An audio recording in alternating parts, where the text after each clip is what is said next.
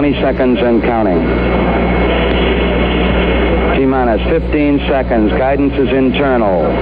12, 11, 10, 9. Ignition sequence starts. 6, 5, 4, 3, 2, 1, 0. All engine running. Liftoff. We have a liftoff on Apollo 11. Tower cleared. We got a roll program. Neil Armstrong reporting the roll and pitch program, which puts Apollo 11 on a proper heading. And how did you find out about Artemis and us going to the moon? So I guess it's all over the place. I don't know. It's like, how did you find out about Google? Yes, I did. How did you find out?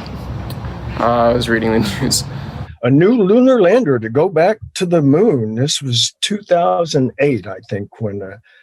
It's MOXIE. It's called MOXIE, which is is like an artificial tree. It's able to gather CO2 from the atmosphere and generate oxygen. And I'm super excited about that one. Do you think longer than that or never? I want to say yes, but like not like regular people, just more like scientists living. Because I don't think like maybe in like 20, 25 years, I think regular people will just be like living on like other planets. You know, and to be fair, when the Saturn V was designed, it was originally designed to go to Mars. That was the original pitch. And NASA said, no, we want to go to the moon first. The Saturn V, the capsule was tiny. We told you we belong to a meditation community. And whether meditation is a practice of silence, you know, every culture has it. In the Christian context, we talk about action and contemplation. And we picked two companies that won the competition, SpaceX and a company called Rocket Plane Kistler. And I still have today the signature page that Elon Musk signed, you know, agreeing to the Space Act agreement. Again, it wasn't a contract. And that was... this whole long story is to make the point that was 2006. Wow. If you're building within a lava tube, you know, right now we're assuming that it's going to be 100 meters tall from floor to ceiling, but it might be bigger than that. It might be smaller than that. You know, there's going to be some of these lava tubes can be tens of kilometers long. So, you know, finding the right place that's stable, geologically stable, and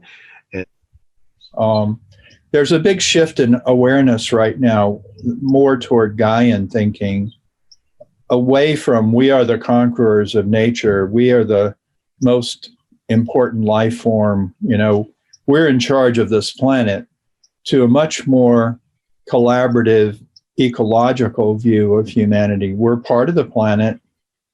So the robots that we are sending, or the probes that we are sending to space, are not like earthly tracks or tractors, you know, that are super hard.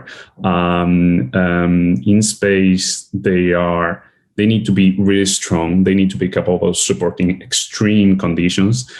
What do you think about it? Good, bad? We should be doing other things. We should be going faster. I think it's good because the last time, like I don't know how much like we've like really studied the moon, but like this is like the first time in like a long time that we're going back there to go like really see. But just a DNA sample is so tiny and so light that you can take a lot of them, and that's something that I think could be really could be very meaningful for people. You know, that they can. You know, but they can, I think many people, you know, on some level want to seek, this is getting a bit of a philosophy, but want to seek immortality. so to sit on the moon and be able to see the Earth, if you're consumed with holy smoke, I have not posted my log, my astronaut's log today. And boy, if I don't get this little adjustment made in there, we're going to lose this computer. So those kind of things will always be with us. So when we sit and look at the earth, it's phenomenal. I'd like to think I was brave enough. I mean, we lost, counting the three in the Apollo 1 fire on the launch pad, 17 astronauts, in the Apollo or shuttle mission.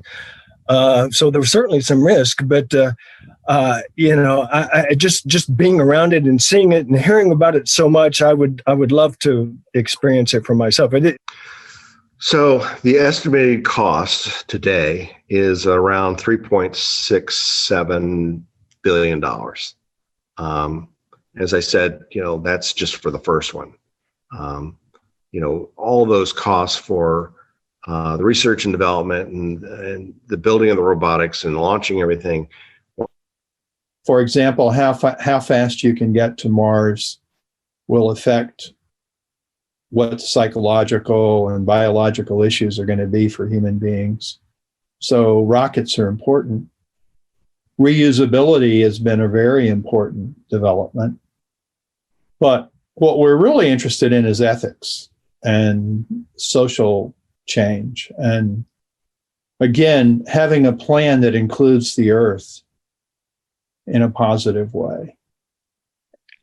Awesome. Well, thank you again so much, Bill, and have a good rest of your day.